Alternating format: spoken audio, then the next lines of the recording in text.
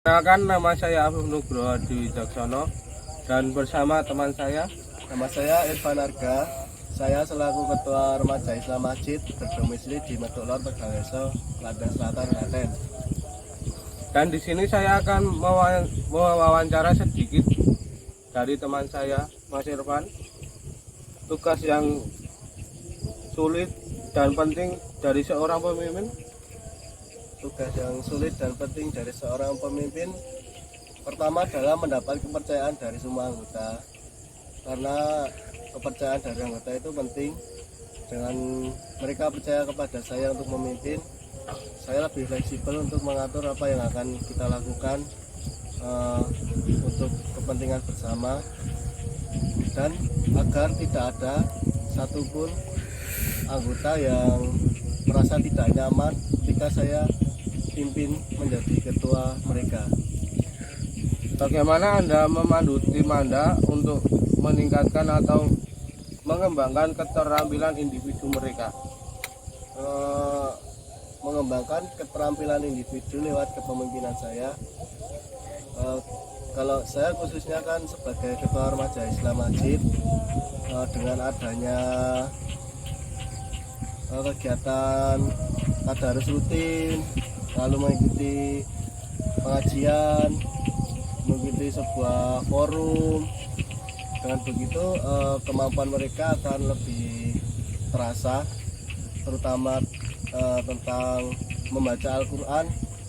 Dan secara tidak langsung saya sebagai pemimpin dari mereka harus menanamkan jiwa kepemimpinan kepada setiap anggota saya, karena suatu hari saya akan lengser dari jabatan saya, dan saya sudah mengetahui potensi-potensi dari teman-teman saya yang saya pimpin.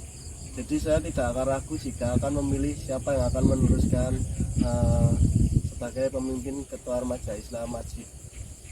Ketika Anda menemukan berita buruk, lalu bagaimana Anda akan mempresentasikannya di depan tim Anda?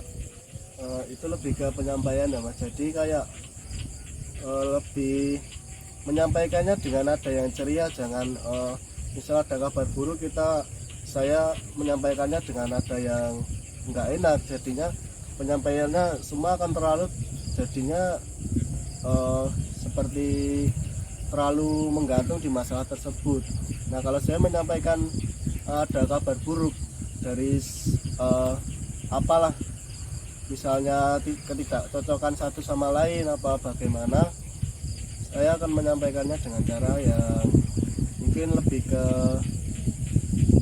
nada yang lebih enak, lebih ceria, agar kabar buruk tersebut tidak diterima secara mentah-mentah dan bisa dievaluasi secara bersama. Bagaimana Anda mendorong tim Anda dengan memberikan kesuksesan anggota tim lainnya? Mendorong dengan menggunakan kesuksesan tim lainnya. Nah, seperti yang kita ketahui, Remaja Islam Masjid kan tidak semuanya itu memiliki kemampuan yang sama. Ada yang di atas rata-rata, ada yang menengah, ada yang katakanlah di menengah ke bawah. Nah, itu sebagai patokannya, bukan mematok tapi yang lebih tahu, kita akan mengatur bagaimana agar ilmu kita merata. Jadi kalau misalnya seperti bacaan Al-Quran kan tidak semuanya sama, bacaannya bagus semua, tapi ada yang bagus, menengah, ada yang ke bawah. Nah, itu bagaimana kita agar setidaknya kita sudah berada di level yang tidak terlalu jauh, atau atas sama bawah terlalu jauh gitu. Kita sebisa mungkin bertemu di tengah sini. Jadi meratakan ilmu melalui ilmu anggota lain. Dengan begitu si yang berada di bawah atau menengah bisa terus merangkak naik ke level yang sama dengan teman kita yang memiliki ilmu yang lebih bagus gitu. Jelaskan kekuatan dan kelemahan Anda sebagai seorang pemimpin. Kekuatan saya pribadi, saya lebih lebih santai dalam memimpin. Maksud saya tidak akan memberatkan semua anggota saya. Jadi kalau membebani gak apa-apa lah, karena kita semua di suatu organisasi memiliki tanggung jawab dan beban masing-masing. Tapi bagaimana caranya supaya kita tidak memberatkan tugas dari kita individu masing-masing. Misalnya kalau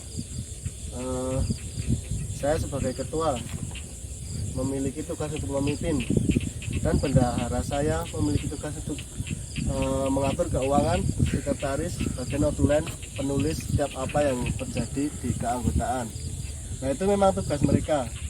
Tapi saya tidak menuntut mereka harus begini.